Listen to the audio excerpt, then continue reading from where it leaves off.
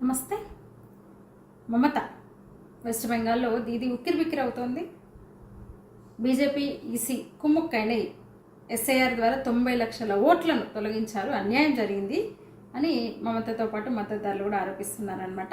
అయితే బెంగాల్లో మాత్రమే కాదు, చాలా అన్ని రాష్ట్రాల్లో, దాదాపు అన్ని రాష్ట్రాల్లో కూడా ఎస్ఐఆర్ అమలైంది. చాలా ఓట్లు పోయినాయి, నకిలీ ఓట్లు, డూప్లికేట్ ఓట్లు, దొంగ ఓట్లు, అక్రమ చొరబాటుదారుల ఓట్లన్నీ పోయినాయి అన్నమాట. అయితే యూపీలో బీజేపీ గెలిచిన నియోజకవర్గాల్లో ఎక్కువ ఓట్లు పోయినాయి. బీజేపీ ఇప్పుడు సిట్టింగ్ ఎమ్మెల్యేస్ ఉన్నారు కదా, ఆ నియోజకవర్గాల్లో ఎక్కువ ఓట్లు పోయినాయి. నేను మీకు ఆ డేటా చెప్తాను. యూపీలో 2,89,00,000 ఓట్లు పోయినాయి. అంటే మొత్తం ఓట్లలో 18.7%, చాలా ఎక్కువ. తమిళనాడులో 1,02,00,000 ఓట్లు పోయినాయి, అంటే 15.8%. గుజరాత్లో 77 లక్షల ఓట్లు పోయినాయి. గుజరాత్లో 15.28. బెంగాల్లో 89 lakhs, 12%. బెంగాల్లో చాలా తక్కువ పోయినాయి. అసలు అక్కడే బోల్డ్ ఉంటాయి అనుకున్నారు, ఎందుకంటే మొత్తం చొరబాట్లదారులు రోహింగ్యాలు, అక్రమ బంగ్లాదేశ్ నుంచి అక్రమంగా వచ్చిన ముస్లిం ఓట్లు ఎక్కువ ఉంటాయి. అక్కడ చాలా పోతుంది అనుకుంటే చాలా తక్కువ ఉంది. బెంగాల్లో 12% మాత్రమే. యూపీ, గుజరాత్, చిన్న రాష్ట్రం గుజరాత్, తమిళనాడు, యూపీతో పోలిస్తే చాలా తక్కువ పోయినాయి వెస్ట్ బెంగాల్లో. అంటే అక్కడ ఎంటర్ అవుతున్నారు కానీ అక్కడ లేకుండా ఇటు వచ్చినట్టు మొత్తం విస్తరించినట్టున్నారు. బీహార్లో 68 lakhs, అంటే 8.7.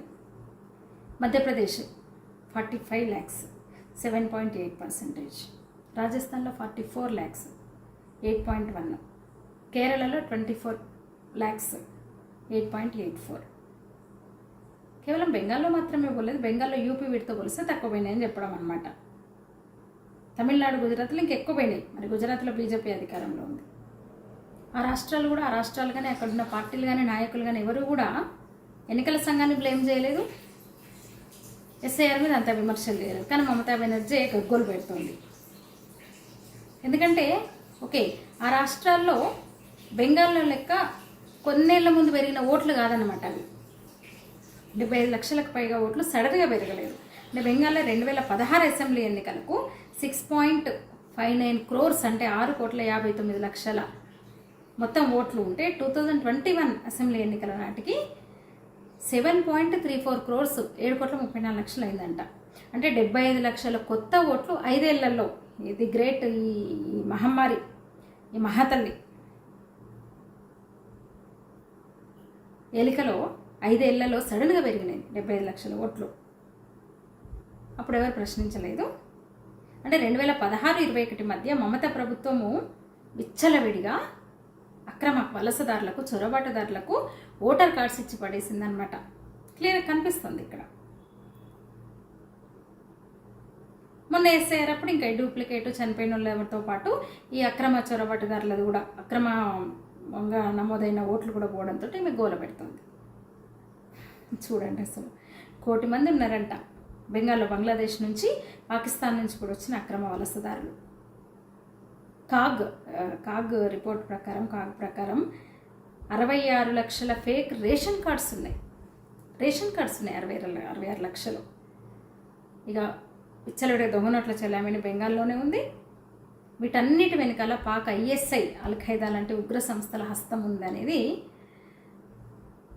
ఆరోపణ కాదు, నిజం అది. ఓట్ల కోసం సిపిఎం అక్రమ వలసలను ప్రోత్సహిస్తూ దేశ భద్రతకు సవాలుగా పరిణమించింది, ప్రమాదం తీసుకొస్తోందని గతంలో మమతా బెనర్జీ మాట్లాడిన మాటల్ని సందర్భంగా మనం గుర్తు చేసుకోవాలి. సిపిఎం అధికారంలో ఉన్నప్పుడు మమతా బెనర్జీ ఆరోపించింది, అంటే అక్రమ వలసలను ప్రోత్సహిస్తోంది ఓట్ల కోసమని. 2003-04లో మీకు గూగుల్ చేస్తే దొరుకుద్ది. మమతా బెనర్జీ అన్న మాటలు గతంలో ఒక నెల రోజుల క్రితం నేను కూడా పోస్ట్ చేశాను ఆ వీడియో. చాలా ఉద్వేగంగా మాట్లాడింది. సిపిఎం అక్రమ వలసలను ప్రోత్సహిస్తుందని. కానీ మమతా పాలనలో 5 ఏళ్లలో ఎక్కువ మంది వచ్చారు. 75 లక్షల మంది అక్రమ వలసదారులు అక్రమంగా వాళ్ళకు ఓటర్ ఐడీస్, రేషన్ కార్డ్స్ ఇచ్చిందనమాట. నువ్వే కదా అధికారంలో ఉన్నావు. అప్పుడు మరి సిపిఎం మీద చేసినాం. ఇప్పుడు ఏమైంది, 2003 అంటే 22 ఏళ్ల కిందట, 20 ఏళ్ల క్రిందట, దాదాపు 22 ఏళ్ల క్రిందట సిపిఎం అంటే అక్కడ కమ్యూనిస్ట్ పార్టీ అధికారంలో ఉన్నప్పుడు దారుణమైన పరిస్థితులు ఉన్నాయనే కదా, అవి వాడుకోనే కదా వాటి మీద ఆరోపణ చేసి అన్నీ అడ్డుకొని కమ్యూనిస్టులు రాష్ట్రాన్ని ఇచ్చేసారు, గుండారాజు నడుస్తుందనే కదా అధికారంలోకి వచ్చింది. మరి ఏమన్నా అలాంటి చర్యలు, ఆ పరిస్థితి అంటే పరిస్థితిని సరిదిద్దే చర్యలు ఏమన్నా తీసుకున్నదంటే ఏం లేదు. ఇంకా చెప్పాలంటే ఇంకా కక్కుర్తిపడ్డది మమతా బెనర్జీ. ఓటు బ్యాంకు కక్కుర్తి రాజకీయం చేస్తూ దేశ భద్రతను పణంగా పెట్టింది. అక్రమ వలసలను ఇంకా ఎక్కువ ప్రోత్సహించింది. కమ్యూనిస్టు ప్రభుత్వం కన్నా కూడా ఎక్కువ ప్రోత్సహించింది Mamata Banerjee. Ration cards, voter cards, ప్రభుత్వ పథకాలన్నీ వాళ్ళకే, ప్రభుత్వ ఉద్యోగాలు కూడా, అక్రమ చొరబాటుదారులకు ప్రభుత్వ ఉద్యోగాలు కూడా మమతా పాలనలో వచ్చినాయి. నిజాలు ఇవన్నీ కూడా. ఎంత కక్కుర్తి పడ్డదంటే, అక్రమ వలసలు వస్తున్నాయని ఫెన్సింగ్ వేద్దామంటే బార్డర్లో, బంగ్లాదేశ్ వెస్ట్ బెంగాల్ బార్డర్లో ఫెన్సింగ్ వేద్దామంటే అడ్డుకుంది, అసలు వేయనీయలేదు. అమిత్ షా స్వయంగా పార్లమెంట్లో అన్నమాట. ఏమన్నా అంటే మహిళా ముఖ్యమంత్రి ఒక మహిళను వేధిస్తున్నారంటారు. బిఎస్ఎఫ్ జవాన్లకి అంటే వాళ్ళ పరిధి పెంచుతూ, ఇంకా కొంచెం పరిధి పెంచుతూ ఒక గవర్నమెంట్ కేంద్రం చెప్పింది అనమాట, బిఎస్ఎఫ్ జవాన్లు వాళ్ళ డ్యూటీ ఇంకొంచెం ముందుకొచ్చి కూడా చేయొచ్చు అనేసి. దాన్ని కూడా అడ్డుకుంది. భూమి ఇవ్వలేదు కనీసం బిఎస్ఎఫ్ వాళ్ళకి, ఫెన్సింగ్ వేయడానికి పర్మిషన్ ఇవ్వలేదు, వాళ్ళకు ల్యాండ్ ఇవ్వలేదు. బోర్డర్ సెక్యూరిటీ ఫోర్స్కు కొంచెం అంటే విస్తృతపరుస్తూ వాళ్ళ ఏమంటారు దాన్ని అంటే ఇంకో కొన్ని కిలోమీటర్ల వరకు కూడా వాళ్ళు డ్యూటీ చేయొచ్చు, నిఘాలో పాల్గొనొచ్చు అంటే వాళ్ళని రానివ్వలేదు లోపలికి. సరిహద్దు దాటి ఇంకా అంతకుమించి మీరు రావడానికి వీల్లేదండి మమతా బెనర్జీ. కలకత్తా హైకోర్టు కూడా పోయిండ్రు. కేంద్ర ప్రభుత్వం కోల్కతా హైకోర్టుకు పోతే మార్చి 31 భూమి అప్పచెప్పాలనంటే ఏం అసలు పట్టించుకోలేదు. దేశ భద్రత విషయంలో రాజకీయాలు ఎందుకని కోర్టు ముట్టికాయలేసింది మమతా బెనర్జీకి. ఇక ఎస్ఐఆర్ ఓట్ల తొలగింపు పూర్తిగా దాని మీద ముందు నుంచి ఆరోపణలు చేస్తూ వస్తుంది. ఇది పూర్తిగా ఎస్ఐఆర్కు సంబంధించి ఓట్ల జాబితా ప్రక్షాళన సుప్రీంకోర్టు ఏర్పాటు చేసిన అధికారుల పర్యవేక్షణలో జరిగింది. అయినా సరే ఆమె ఈసీ మీద విమర్శలు గుప్పిస్తూనే వచ్చింది. అంటే ఇట్లాంటి మమతకు మద్దతు ఇచ్చే సెక్యులర్లు ఉన్నారు, మన మధ్య కూడా ఉన్నారు. మమతా బెనర్జీ మద్దతుదారులు మన చుట్టూ కూడా ఉన్నారు, మన తొక్కుడేలు ఉన్నారు కదా, మన బ్యాచ్ అంతా. కానీ చాలా తీవ్ర వ్యతిరేకత అయితే ఉంది వెస్ట్ బెంగాల్లో. చూడాలి మరి 23వ తేదీ ఫస్ట్ ఫేజ్లో, 29 అనుకుంటా, 23, 26 తేదీలో 2 దశల్లో వెస్ట్ బెంగాల్ ఎలక్షన్ జరుగుతున్నాయి. మే 4న తేలనుంది. మరి ఎందుకంటే కీలకమైన రాష్ట్రం, సరిహద్దు రాష్ట్రము వెస్ట్ బెంగాల్లో గనక మమతా బెనర్జీ సర్కారే మళ్ళీ వస్తే ఇంకా కష్టకాలమే, క్లిష్టకాలమే దేశానికి. మళ్ళీ 5 ఏళ్ళు తలనొప్పులు తప్పదు.